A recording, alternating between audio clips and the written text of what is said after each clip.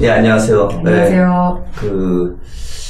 네, 우리가 이제 실버 인더스트리 얘기하면서, 또 이렇게 첫 시간 갖게 됐는데, 우리 최희정 교수님, 우리 시청자 여러분한테 간단하게, 난 누구다?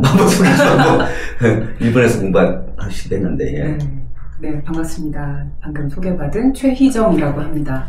지금 말씀해주신 대로 일본에서 석사를 하고요. 박사 정기과정을 마치고 그리고 연세대학교에서 박사과정을 했습니다. 그리고 지금은 웰 에이징 연구소의 대표를 맡고 있으면서 건국대학교 부동산대학원 겸임교수로도 일을 하고 있습니다. 그러니까 현장과 네, 맞습니다. 아카데미로 같이 이제 네, 가교 역할이 제 역할이 아닐까 그런 생각이 그러니까 지금 학사도 그렇고 석사도 그렇고 박사도 그렇고 다 지금 이런 실버 관련된 주택, 그 다음에 그쪽에 헬스케어, 네. 양쪽 다 하신 거죠? 네. 양쪽 다 하신 거죠. 사실 그런 분들이 쉽진 않은데, 그러니까 앞으로 이쪽 인더스트리가 워낙 커질 것 같으니까, 미력하지만 열심히 노력해 보겠습니다. 활동이 많으실 것 같아요. 특히 또 일본이니까, 네. 우리가 좀 나눠볼 것들이 많이 있으니까, 그러니까 앞으로 1부, 2부, 최희정 1부, 2부, 3부를 갈 수도 있잖아, 사실은. 나중에 좀 책도 쓰면 좋을 것 같은데. 네. 저도 껴줘야 되는데요. 맞습니다. 근데 우선 최희정 교수님 생각하시는 이 헬스케어, 이제 실버타운 이렇게 되는데, 이쪽에, 간단하게 좀 이렇게 한번 얘기 좀 해주시고, 이게 왜 필요한지, 지금 한국이야, 우리 이거 보시는 시청자분들 다 공감하시고 계시는 분들이겠지만, 네, 저희가 이제 내년 2025년부터 초고령 사회로 진입을 하는데 지금 65세 이상을 보통은 노인이라고 하잖아요. 근데 65세 이상 노인이 1000만을 넘어가는 상황입니다. 그리고 65세 이상 노인이 인구의 20%를 넘으면 초고령 사회라고 하는데 그 시점이 내년인 거죠. 고령은 우리가 몇 %죠? 14%인가? 지금 19% 이제 이래서 내년에 20%가 아니, 정의가 고령 사회가 고령화 사회가 노인 인구 7%, 65세가 7% 넘어가면 고령화 사회. 그리고 고령 사회는 14%. 74, 20. 네, 맞습니다. 유엔에서 그렇게 정해서 다른 나라들도 이제 그렇게 명명하고 우리가 이제 곧 이제 초고령으로. 네, 이제 2달 남았네요. 2달 아니지. 11월 지났으니까 12월 내년 25년 넘어가면서. 아, 그래요? 네, 25년이 되게 중요한 그 시점이고요.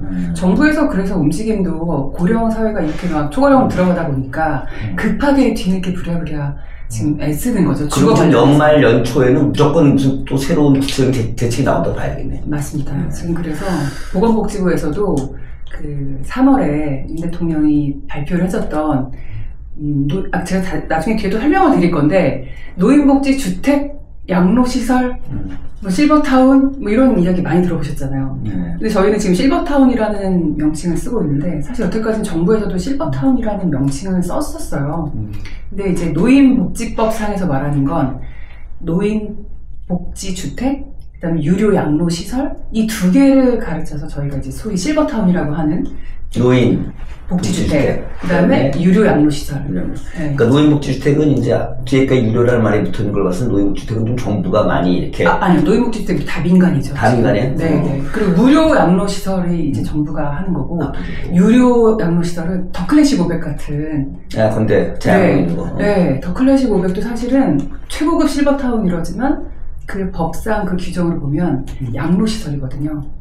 유료 양로시설. 그러니까 100% 다 본인이 내고 이제 하는 건데, 제가 이제 말씀드리고 싶은 건, 사실 이제는 기존 노년 세대하고 이제 초고령으로 넘어가면서 구분을 좀 할 필요가 있다. 신노년 세대, 노년 세대. 그 노년 세대에서도 65세에서 74세까지를 전기 고령자라고 하고, 75세 이후를 이제 후기 고령자라고 합니다. 그리고 85세가 넘어가면 초고령 노인이라고 하는데 85세? 네네. 그렇다고 하면 이제 기존 노인분들이 85세를 넘어가면서 초고령 몸이 좀 더 불편해지시겠죠. 75세를 기점으로 이제 조금씩 몸이 이제 누군가의 도움을 받지 않으면 힘들어지는 분들이 많이 생겨나시는데 근데 실버타운도 그러니까 노인 주거의 관점에서 봤을 때 구분이 되어야 된다.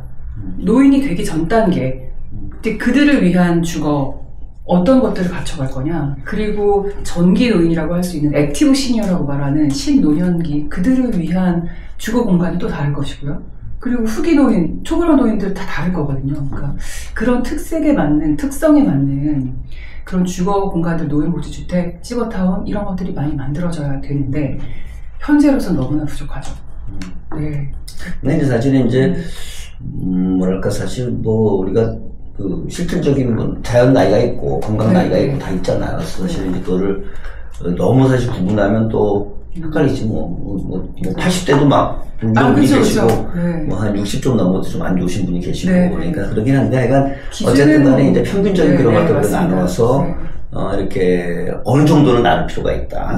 너무 세분화하는 건 안 좋은 것 같아요. 내가 어느 정도 나누면 지금까지 나눠진 게 고령인데 저는 우리 여기 시청자분들 이제 그 연세 드시는 분도 많이 계시겠지만 젊은 분들도 있지 않으시겠어요? 또 사업적이니까 우리 이제 주시장에 비유하면은 이제 곧 저희가 실버타운 상장 지금 우리 고령이 상장 만약에 이제 그런 그 인더스트리 차원에서 생각하면 상장인데 프리코스닥이 있잖아. 프리코 상장하기 전에.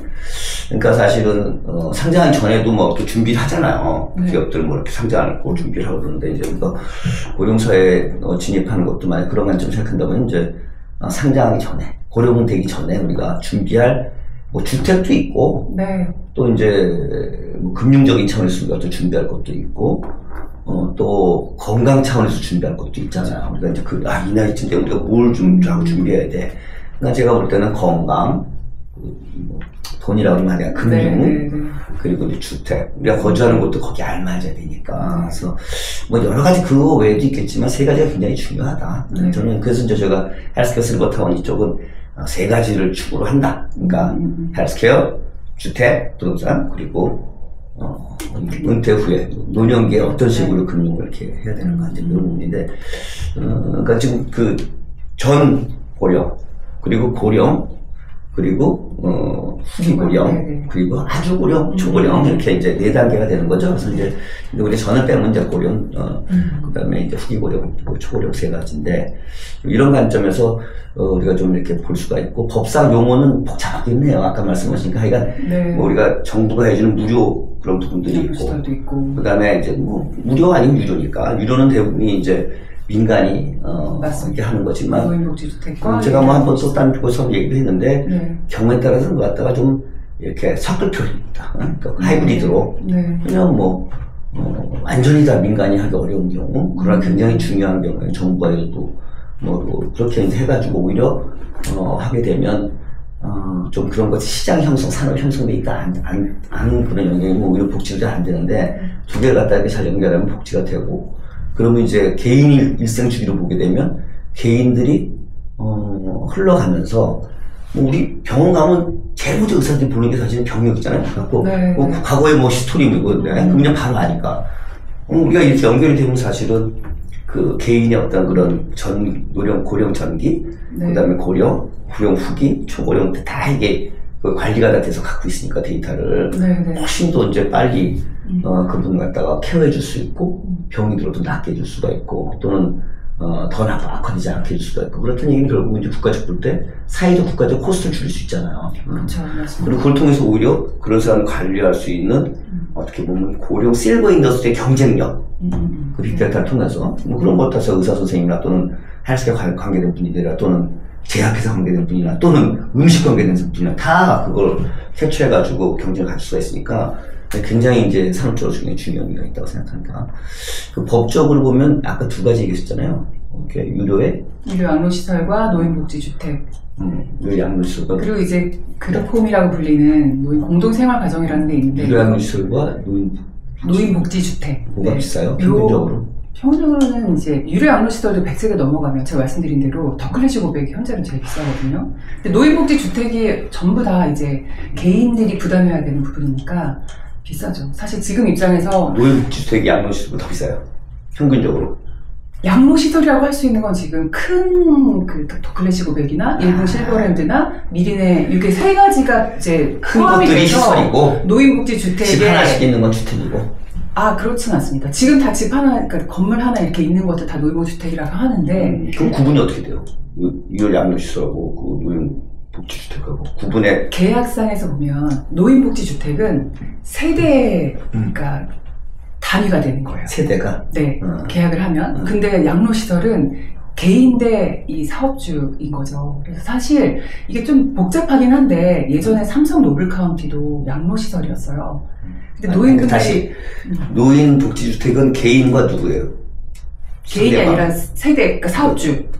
임대니까요. 둘 다 임대니까. 임대인데 그런데 이 아파트도 우리 세대로 계약하잖아요. 네, 세대에 입주한다 이런 개념인 거죠. 근데 양로시설은 1개인인 거예요. 개인 대 사업주. 이렇게 되다 보니까 이 세대가 아니라 나 최희정과 계약이 되는 거예요. 그래서 삼성 노블카운티 같은 경우도 원래는 양로시설이었다가 우리가 나이가 들어가면 건강하든 상관없는데 점점 나이가 들어가면 누군가 나를 케어해줘야 되잖아요. 그게 가족이 될 수도 있고 요양보호사가 될 수도 있고 간병인이 될 수도 있는데 노블카운티 같은 경우는 더클래식 500은 사실 몸이 많이 안 좋아지거나 치매에 걸리면 내보낼 수밖에 없는 상황이에요, 계약이. 근데 노블카운티는 이제 그걸 점점 중간에 바꾼 건데 이 세대가 아니라 개인이다 보니까 이 내가 지금 살고 있는 이 집에 다른 사람을 들이는 건 사실 안 되는 거죠. 양로시설은.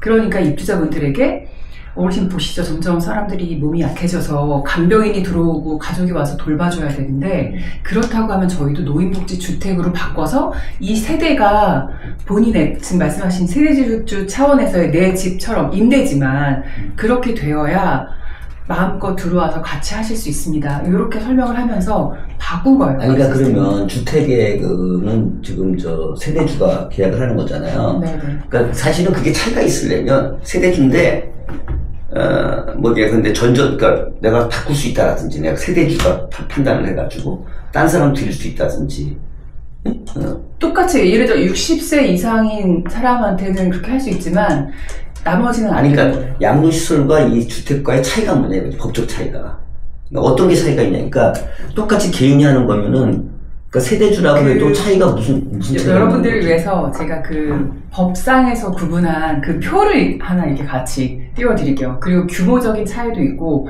배치해라 하는 직원의 차이도 있고요. 지금 저는 그 1개인에 대한 설명만 했는데 예를 들어 양로시설은 뭐 간호사, 간호인력이라든지 그 다음에 요양보호사 인력이라든지 물론 요양원보다는 덜하지만 그런 기준들이 있어요. 근데 노인복지주택은 딱 3명만 배치하면 돼요. 시설장, 관리인, 사회복지사 이런 식으로 그런 근본적인 차이가 또 있습니다. 다시 정리하면 그런 거네. 그러니까 둘 다가 임대고 맞습니다. 둘 다 결국은 개인이 계약을 하는 거고 입소자 이꼴 계약. 그 다음에 주택이라 해서 세대주가 계약을 하지만 예컨대 거기에 그러니까 이제 여기 1개인이고 여기 세대주니까 다른 가족들도 데리고 올 수가 있는 거고 여기는 응? 그렇죠. 필요에 따라서. 그런데 이 다른 가족들도 배우자 그 다음에 24세 미만의 손자녀 이렇게만 또 정해져 있어요. 그러니까 어쨌든 간에 가족들을 데릴 수가 있는 제한적이지만 그리고 그게 차이가 있고 세대니까 그리고 이제 거기 도와주는 그런 분들도 양로시설하고 저 주택이 차이가 있고 어디가 더 간단해요? 사실 더 그런 면에서는 노인복지주택이죠. 그러니까 기업들도 바꿔가는 거예요. 간단하게. 초반에 유다마을, 더클래식 500, 삼성 노블카운티 이런 데들이 다 양로시설을 시작했는데 다른 곳들은 다 바꿨어요. 노인복지주택으로. 근데 더클래식 500만 아직 못 바꿨죠. 그러니까 이제 다시 좀 정리를 하면 개인적으로 다 하는 거는 똑같은데 그 주택은 자기 배우자나 또는 나이 어리긴 하지만 애들도 일단 세대니까 들어올 수가 있고 그 다음에 이제 그 도와주는 이런 간병인들이라든지 이런 것도 양로시설보다는 좀 더 플렉서블하다. 이제 이런 게 이제 노인복지주택이니까 조금 더 가볍게 이렇게 뭔가 이렇게 변화시키거나 하는 거는 좋네. 그러니까 기업 입장에서 볼 때는 조금 더 다양하게 할 수 있는 그런 장점은 있고, 그렇지만 또 양로시설도 또 나름 어떤 그런 그렇죠. 대단히 이루어질 수 있다라든지. 타겟을 어떻게 하냐에 따라 사실은 연세가 좀 더 있고, 케어가 또 필요하고 이러면 양로시설로 전략적으로 가는 경우도 있죠. 좀 더 액티브 시니어를 대상으로 하겠다 하는 사업주들이 이제 노인복지주택으로 시작을 많이들 하고요. 근데 이제 아까 말씀하신 대로 이거 다 뿔뿔이 다 이게 아니라 어떤 면에서는 80대지만 액티브한 분도 계시고 60대지만 아픈 사람도 있으니까 그런 면에서 같이 어우러질 수 있어야 되긴 하는데 당분간은 이게 우리가 일본처럼 그 개호보험 제도 하에서 민간이 같이 협업하는 시스템이 지금은 아니기 때문에 당분간 시장이 늘어나는 건 노인복지주택은 하이클래스의 민간 사업 위주로 가지 않을까. 물론 이제 뒤에 정부가 조금씩 움직이면서 그런 정책 얘기도 좀 드리겠습니다만 현재로서는 그렇습니다. 민간이 하고 100% 개인이 부담을 하고 정부에서 뭔가 보험을 보조해준다든지 이런 부분은 지금 없는 거예요. 지금 우리나라는 법상으로는 좀 두 가지 이제 민간이 하는 영역은 이제 노인복지주택하고 그다음에 이제 그 양도시설이 있는데 그리고 또 하나 이제 아프신 분들 쉽게 표현하면 양로원이 또 하나 있어요. 그건 이제 정부가 주로 되는 게 많고 그러니까 이제 민간은 이제 두 가지가 있는데 일본에 이거 말고 다른 게 또 있을까요? 다른 형태? 그러니까 우리처럼 똑같이 노인복지주택, 뭐 양로시설 이런 표현은 아니지만 선택지가 많이 있어요. 시니어를 전용으로 하는 이런 유료 노인홈이라는 우리 같은 노인복지주택, 양로시설에 해당하는 것도 있고 그 다음에 또 그 시니어 전용 아파트가 따로 있고 그 분양이 되는 그리고 시니어 전용 임대 아파트가 또 따로 있고 그리고 국토교통부 우리로 치면 국토교통청에서 주도해서 새로 만들어지는 서비스형 고령자 주택. 시니어라는 게 여기서 일본에서 몇 살을 말하는 거예요? 일본도 보통은 65세 이상을 말합니다. 그럼 한국과 어떤 차이가 있는 거예요? 뭐 사실 법적으로는 우리도 법상에서 보는 건 기준 65고 사회적 기준으로는 뭐 대기업 은퇴하고 이런 게 50세니까 뭐 그렇게 보기도 하는데 전반적으로 그 기준 자체는 일본과 한국이 크게 다르지 않습니다. 65세를 기준으로 보면 될 것 같고요. 그리고 그런 노인 전용 아파트나 뭐 이런 데 들어가는 건 60세 정도로 하거든요. 우리도 법상에서 60세 이상 뭐 이렇게 정리를 하고 있어서 네. 그 부분이 그러니까 지금 한국도 이제 뭐 아까 얼핏 말씀드렸지만 1000만 명 이상 네, 뭐 이렇게 이제 네. 인구 20%가 이제 그 네, 고령화가 됐기 때문에 굉장히 이제 정책적으로 중요하고 정치적으로도 중요해졌고 맞습니다. 뭐 사실은 이제 출생은 잘 안 되니까 그러니까 중국도 지금 사실 부동산 막 지금 막 난리가 빠진 이유가 뭐냐면 결국은 이제 부동산이 저도 이제 부동산은 뭐 좀 젊었을 때 이렇게 봤지만 제가 그때 약간 좀 부동산 생각이 이런 생각을 했어요. 부동산이 크게 보면 사실은 이게 사람의 수요 공급에서 부동산 가격이 결정이 되는데 특히 도시에 유입되는 인구 수. 근데 이게 언제 좀 상품으로 바뀔까? 그냥 그전에는 하여간 보면 부동산은 전부 이게 사람 수급에 의해서 결정이 되는 것처럼 보이더라고요. 근데 사실 그런 거 아니잖아요, 상품이. 상품이 그런 게 아니어서 상품성 뭐 이런 것들 때문에 바뀌었는데, 물론 이제 그 중에서 이제 상품성이 있는 것도 나오긴 하지만, 좀 이제 그런 바뀔 때가 됐는데, 한국이 이제 고령사회로 되면서 그게 본격적으로 좀 가속화될 거라 생각하거든요. 출생률은 떨어지고. 네. 그래서 사실 더욱더 이제 출생률 줄면 애들이 자라가지고 원래 집이 필요할 때가 원래는 언제냐면은 결혼할 때 뭐 이런 건데 애들 둘 낳아 결혼도 안 해.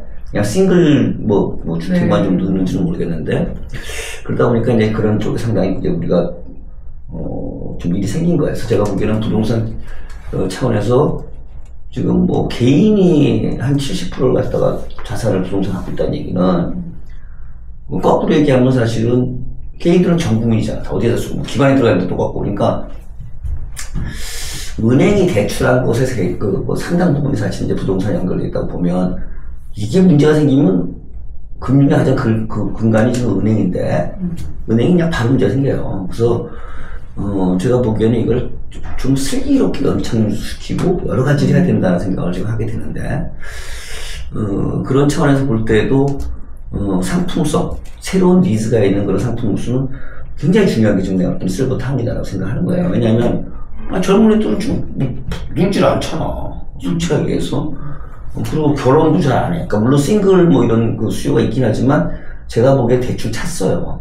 찼어 이미. 그러니까 그렇다고 보면 사실은 이제 연착을 시키면서 부동산 전체 수 갖다가 막 줄지 않게 하면서도 수요를 갖다가 맞추고 이렇게 하려면 굉장히 중요한 게 지금 그 실버 인더스트리에서의 부동산이고 경우에 따라서는 그걸 정부가 잘 어차피 복지 차원에서 필요하니까 잘 도와서 하게 되면 복지도 도움이 되고 그 다음에 갑자기 부동산 문제에서 금융에도 문제가 생기는 것 같다 어느 정도 막을 수가 있는 그런 계기가 되고 그 다음에 또 경우에 따라서는 좀 이게 서울 근교만 뭉쳐있는 것을 실버를 잘 타운을 정부 쪽으로 잘 배치시키면 지금 지방에 여러 가지 뭐 지방 소멸인 여러 가지 이슈, 네, 지방 네. 대학들 뭐 여러 가지 제대로 안 돌아가는 거 뭐 그쪽에 지금 특히 지금 제가 자영업자도 보게 되면 지방 쪽의 자영업자는 지금 보통 문제가 아니에요. 네. 먹는 사람이 없잖아. 밖에서. 그러니까 그런 부분들을 조율할 수 있는 굉장히 중요한, 그러니까 1타 3피. 네, 일석삼조라는 얘기 안 할게요. 일단 3피 4피 뭐 이게 될 수 있는 거여서 사실 이제 이건 정교하게 해야 된다. 누구 이익을 너무 추구해서도 안 되고. 그러니까 저는 정부의 역할이 굉장히 중요한 게 디자이너라고 생각해요. 제가 이제 공공기관에도 좀 사장으로 일해봤는데 그게 굉장히 중요한데 그게 참 어렵기는 해요. 근데 또 거기에 이제 또 이제 그 부처 이기주기나 뭐 이런 게 돌아가기 시작하면 엉망이 되는 거야, 솔직하게 얘기해서. 그러니까 한국은 지금 그럴 여유가 없어요. 제가 보기엔 전혀 없어요. 그래서 그쵸. 이런 부분에 대해서 좀 정부가 잘해 주시기를 바라고 좀 하나하나씩 좀 한번 풀어가는 거죠. 그래서 이제 그런 차원에서 이 부동산 이쪽 그 헬스케어 이런 게 굉장히 중요한데, 그러니까 이제 오늘 좀 부동산 쪽 얘기 먼저 좀 공감을 많이 하실 거라고 생각합니다. 저부터도 네, 지금 그게 굉장히 맞습니다. 필요하니까. 그래서 그런 얘기를 하는데 좀 우리 연초에 그리고 또 뭐 한번 또 정부에서 발표했다 그랬죠? 그 내용 좀 윤 잠깐. 대통령이 발표를 했죠. 3월 21일 날 발표를 했고, 그 중에 이제 큰 이슈 중에 하나가 2015년에 저희가 노인복지주택 그 분양형을 폐지했었어요. 임대만 해라. 분양을 하니까 파행 운영 사례도 있고, 이게 파행 운영 사례. 그러니까 아파트처럼 팔고 분양해서 이제 뭐 예를 들어 시공사 입장에서는 팔고 그냥 엑시트하면 끝나는 게 아니라 이분들이 쭉 살아야 되는 거잖아요. 근데 이제 이런 부분들이 정교하게, 아까 말씀하신 대로 정교하게 그런 게 서로 역할 분담이나 제도가 나뉘어져 있지 않다 보니까 사실 시공사만 먹튀했다 이렇게 또 할 수가 없는 게, 그들은 여태까지는 아파트 만들어서 팔았었거든요. 그러니까 그런 개념이지 이분들을 팔고 삶까지 쭉 이어가는 운영까지 한다라는 개념이 없었어서, 그래서 그걸 2015년에 폐지를 했습니다. 그런데 3월 21일 날 윤 대통령이 부활시키겠다. 이제 앞으로 노인복지주택에 임대뿐만 아니라 분양형도 하겠다. 그런데 갑자기 확 풀 수는 없고 89개, 전국의 89개 인구 소멸 지역에, 인구 감소 지역에 거기다 하겠다 이렇게 했는데, 사실 구체적인 것들은 아직 발표를 하지 않았어요. 그래서 연내에 그런 움직임이 있을 거다 했는데 이제 막바지에 가서 이제 발등에 좀 불이 떨어졌죠, 정부에서.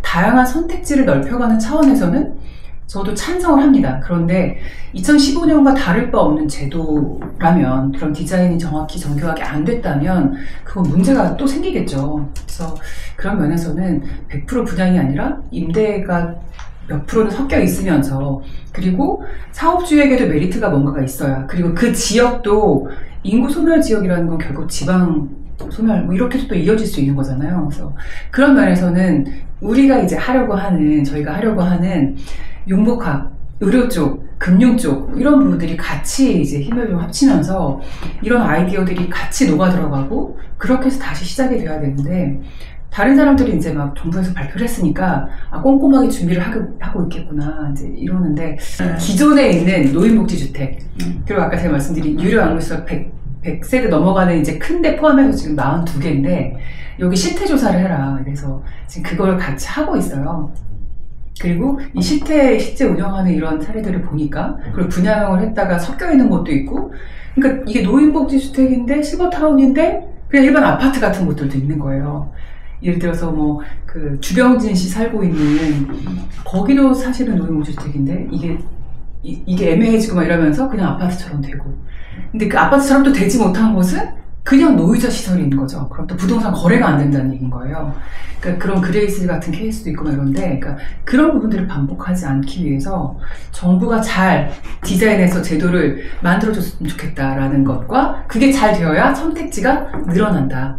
그리고 이것이 잘 융복합이 잘 되면 지역 경제도 살릴 수 있고, 또 들어가 사시는 분들도 그냥 단순히 집만이 아니잖아요. 아파트 사서 이렇게 끝나는 게 아니라, 제가 보통 강의할 때 이 실버타운은 그냥 쉽게 말하면, 단적으로 말하면 부동산 상품이 아니라, 아파트 같은 부동산 상품이 아니라 내가 조금이라도 건강하게 재미있게 노후를 먹고 자고 즐길 수 있는 그런 곳이다. 그러니까 서비스 상품으로 보는 게 더 맞다 이런 이야기도 하거든요. 알겠습니다. 그러니까 이게 공감할 수 있는 것 중에 하나가 이제 사실 이제 정부 부처 같은 부처가 이제 디자인하라는 말 썼는데 이게 디자인하려면 사실은 여러 개 알아야 돼요. 그러니까 이게 또 그 융복합이잖아요. 그래서 맞죠. 한쪽 부처만 해가지고는 안 돼요. 근데 이제 사실은 우리가 부처는 그냥 거기 원래 하는 게 익숙해져 있잖아요. 그래서 좀 애로사항이 있는데 좀 그런 걸 갖다 범부처적으로 회의를 좀 많이 좀 하셨으면 좋겠다. 그러니까 제가 이제 금융에 뭐 이렇게 좀 오래 종사를 했고 지금도 뭐 금융에 있는 거는 있지만 하여간 부처만이 잘 안 돼요. 그러니까 뭐 이해는 되는데 그렇죠.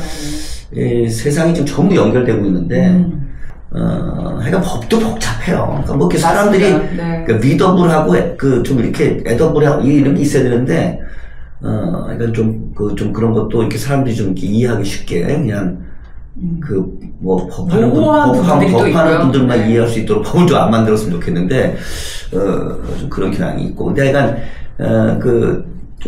노인주택 복지 그다음에 그 양로시설 부분들도 약간 조금은 좀 다양화될 필요가 있다. 일본 뭐 이런 쪽 사례를 봤을 때 근데 어쨌든 간에 아까 좀 이렇게 말씀 주신 걸 좀 요약하면 정부가 이렇게 다루는 그런 실버 주택이 있고 그다음 민간 쪽에서 이제 유료를 할 수 있는 부분들이 이렇게 두 개 나눠진 좀 플렉서블한 좀 이렇게 그런 노인 복지주택이 있고 조금 더 이렇게 뭐랄까나 그 시설 만든 사람이 좀 더 이렇게 종합적으로 이렇게 좀 관리하고 제공하고 하는 그런 양육시설 이렇게 좀 구분이 되는 것 같은데 이런 부분들도 이제 좀 더 다양해지고 경우에 따라서는 그냥 딱 정부가 하는 일, 민간에 구분할 것만이 아니라 좀 섞어서 경우에 따라서는 그건 좋은 생태계를 만드는 게 필요하다.